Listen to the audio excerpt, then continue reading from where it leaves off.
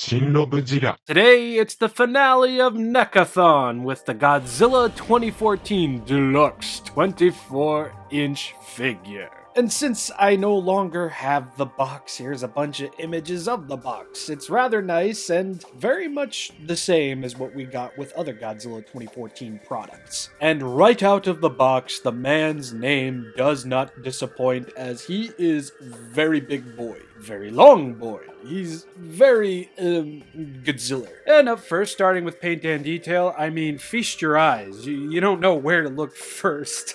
Honestly, the only area on this figure that feels just a bit lacking is going to be over here on the dorsal fins. They're just kind of yogurty and rubbery looking and, dull at the tip. And it kind of just, wow, what is going on with my hair? Got that Tobey Maguire pretty boy swag going on. But seriously, there is so much detail going into this guy, and the paint that is used absolutely accentuates everything that needs to be seen. I know there was a lot of questioning going on when we saw the bluish paint kind of just being strewn about on NECA's first wave of Godzilla figures, and to this day, I don't think that is accurate, but I personally do not care, because it doesn't look like that yeast fungal infection green that Bandai used with their SH Monster Arts Godzilla. Here, it's just so much more refreshing to see. It's that Jordanian Sonic Adventure 1 ocean water, Baja Blast looking type stuff. And that, when it's used here, it doesn't look disgusting. And save for the tail and arms, the tail having nothing and the arms having quite a bit of it, I feel that it's used just enough when it comes to Godzilla's body and legs. Unfortunately, this leg over here is going to have more of it over here instead of over here as well, which is a bit of a bummer. Moving further up on the figure, you see it over here, you see it over here, you see it on Godzilla's head and neck. Don't worry, we'll take a closer look at that in a sec. I just like how it's plotted here. Aforementioned head and shoulders talk over here. Yeah, we get a little bit on the spikes over here, a bunch on the top of the head. There's even some on his gills, highlighting that they exist. And I really like how it looks. Godzilla's eyes are a nice bombastic yellow with a nice little slit for the pupil. Godzilla's teeth are nubby, but yellow and dirtied to such an extent. His tongue will be pink. And again, those highlights of the blue, the brown underbelly peeking through on the neck over here. It's just simply beautiful. The only unfortunate side to all of this would be Godzilla's eyes, as he is a bit cockeyed. Yeah, a bit might just be a little bit too kind for this, because yeah, he's got the walleye going on for sure. Now that I'm looking at this figure for the first time, I think the yellows for the eyes are two different kinds of yellow. This one's darker, this one's lighter, and that on top of the pupils not being properly centered, it's a bit of a bummer after all this time, 10 years later, Jesus Christ. But hey, at least the teeth paint is nice. Doesn't look like whatever Bandai was attempting to do there. Yellow and aged, like I said before, and one thing. Oh, it's battle damage, he got hit in the face. Bro, I get it. You like a figure, that's perfectly fine. You can make internal excuses in your head. But to explain that as anything but shit QC, that's exactly what it is. Shit QC. Moving on. The inside of Godzilla's mouth, like I said before, is going to be that very dirty pink. Will be like that on the roof of the mouth as well. And now we can move into the underbelly, the fronts of the legs and the arms, and I gotta say, so much better than SH Monster Arts. I'm just a sucker for the brown underbelly on Godzilla. It just feels a hell of a lot more natural, and I know we're talking about a gigantic nuclear lizard. Things looking natural probably is a bit of a quagmire, oxymoron. Something. But the balance between the darker grays and the underbelly color is just... And I even like that this bluish green on the fronts of Goji's arms and a little bit on his hands is quite visible. I just wish the thighs kind of matched. I mean, this side definitely got a lot more on the front of it, while this side just has that little spooch on the kneecap over here. But at least when talking about the legs, the inside of the thighs and shins will see a little bit of that underbelly paint going on. Same on the other side. There's really not too much to discuss in regards to Godzilla's toes. I mean, they're darker than the base color of the figure. I like that. Thank you, NECA. The same thing will be present on Godzilla's claws as well. And again, I like that. Thank you, NECA. And now, as far as paint and details go, we're pretty much done until we get to the underside of the tail, which will actually be fully painted, pretty much all the way to the tip. The tip always kind of gets like lost on me there. But the paint is nice. The detail is nice. Let's continue on with some more detail talk. Really do love the very armor-plated look of the skin on Godzilla's tail. Very alligatorian or crocodilian or science. And this very plated looking detailing is absolutely going to run into the thighs over here. A little bit on the legs. The legs are a bit more on the spikier side than they are plated. Same for the body, moving into the arms, but moving up from the arms and into the neck, that plated look is going to make a return on the upper parts of his head and neck. Just look at that. Very lizardy and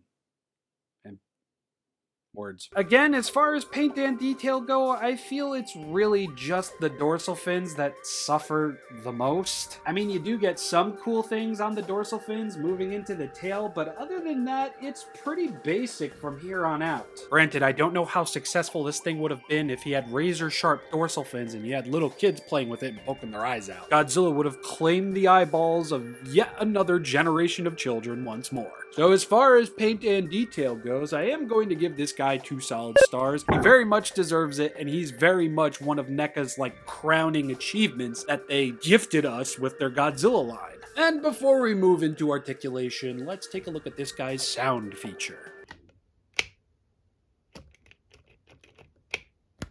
Oh yeah, it's dead. Articulation. I'm feeling a ball joint up here at the head, looking up, looking down, looking side to side. The jaw can open pretty far, tongue will always stay centered. And of course with that ball joint, it means we will be able to swivel all the way around. Now, there is going to be a swivel and a dumbbell joint at the neck, but when I say this is the very first time since getting this figure that I've been able to have this part of his neck rest flush with the rest of the dorsal fins, I really do mean that.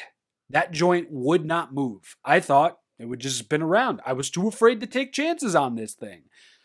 But now, I kind of just turn it to the side and then just push, and you see, this is how this thing looked for the majority of my reviews on this thing, the 2 other ones that no longer exist publicly. And finally, I attempted to heat the neck up, and now it can go very, very far forward, which I'm very happy with. And honestly, I think it could go even further than that. Let's give it a shot here. Yep, there we go. Look at that. Look at it. And with the help of this ab crunch over here, bro is looking down on all these hoes. Magnificent. Now when it comes to this ab crunch, I do believe we will be able to turn it all the way around like so. Unfortunately though, every time I do that, this kind of comes out a little crooked, but since it's on that dumbbell joint, you can just kind of force it to the opposite side if yours does that as well, which I'm sure they all do. Same for the neck. Just look at that sass. Let's try and get it a little bit more centered. There we go. And now with this, I feel like it's kind of going off to this major side. So, yeah, that's a little bit better. Somewhat. It doesn't look like I did anything, does it? Moving on to the arms, you will be able to rotate them all the way around just like that. We're gonna get a nice bend in and out at the elbow. Of course, it will be accompanied with a nice swivel. Watch out for those claws, they are sharp. We'll get a nice swivel at the wrist, and I do believe these are on, yes, ball joints, so they can move up and down like so. At these shoulders, there will be ball joints, so they can move out just like that. Wouldn't push it any further than that, and they can, of course, just collapse in on each other. Very nice. And now for the legs. Oh, dear God, help me with these friggin' legs. Actually, I'm not even going to try and do that in front of that camera. We will be able to rotate these legs all the way around, just like that. We'll get a nice bend out and in at the knee over here, as well as a very smooth swivel. Nice. And we'll get a very...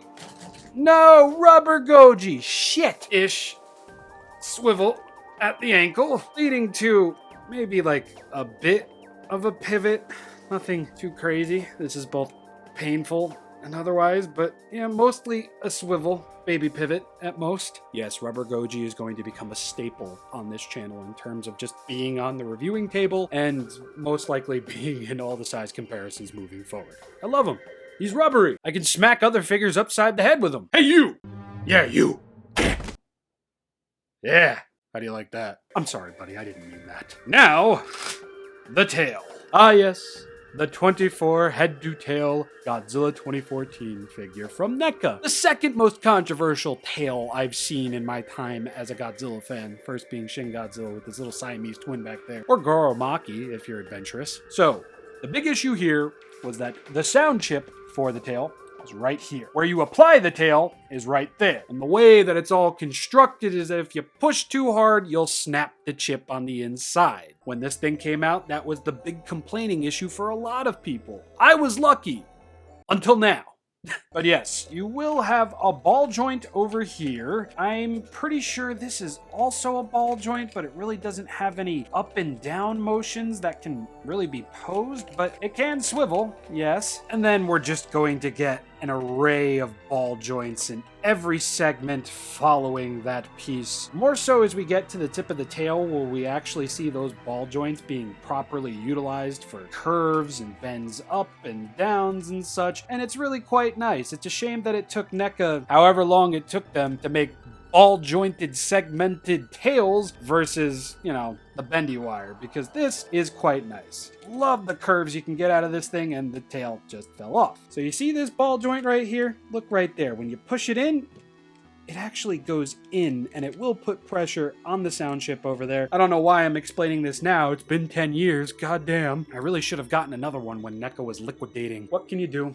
He stole my second NECA Godzilla figure, I do believe, and I love him very much so. I'm gonna give articulation a solid star, despite the tail kind of killing the sound feature on this thing. For me, it was just changing the battery, so I can't really take a point off for that. And for the most part, I do find the articulation on this guy more than serviceable. You can get him into some cool poses here and there, and while yes, it's not SH Monster Art, this more so feels like what we would eventually get with Haya. Like, this was the god particle to Haya. But anyway, size comparisons. Bandai America Giant Godzilla 2014, Bandai America 6-inch Godzilla 2014, Bandai America Godzilla 2014 Atomic Blast figure, Bandai Movie Monster Series Godzilla 2014, Bandai Shokugan Godzilla 2014, Bandai Movie Monster Series Muto, Bandai HG Godzilla 2014 set featuring Godzilla, the male Muto, and the female Muto, NECA and WizKids Godzilla 2014 Mystery Minis, Bakery Crafts Godzilla 2014 Cake Topper and Cupcake Ring, Godzilla 2014 Lights and Sound figure, and a Godzilla shot glass. Simply put, this is one of NECA's very best Godzilla figures that they ever released,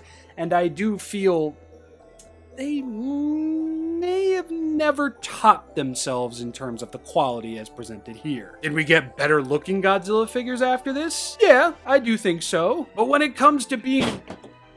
The tail fell off again. Overall better, I don't think this guy really has much competition. Maybe one or two others. And that, everybody, is the end of NECAthon. Look at me, starting a series and actually finishing it within a 12-month parameter. Time frame. Time frame. Nobody's as surprised as much as I am, and I hope you all enjoyed it. I'm going to be keeping busy here this year on the ShinRobjira channel, and I hope you'll all join me for that. And until next time, whenever or however that may be, I'll see you all then and there. Peace.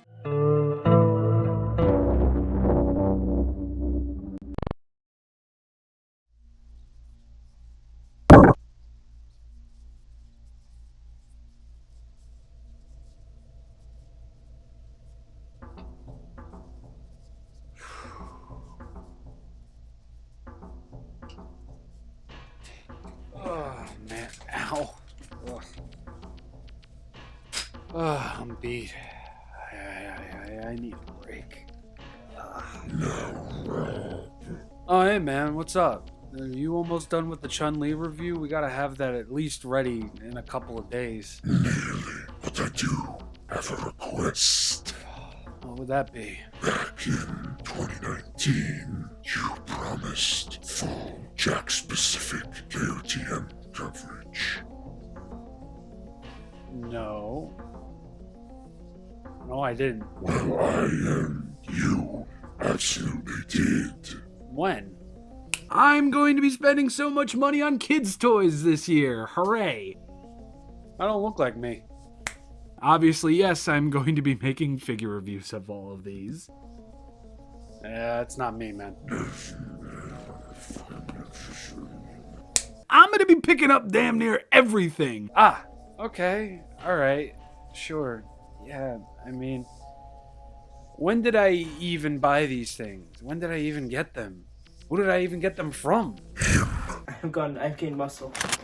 Okay. Well, everyone, get ready. It's a Jack's KOTM-a-thon, and hopefully it'll be shorter than NECA-thon.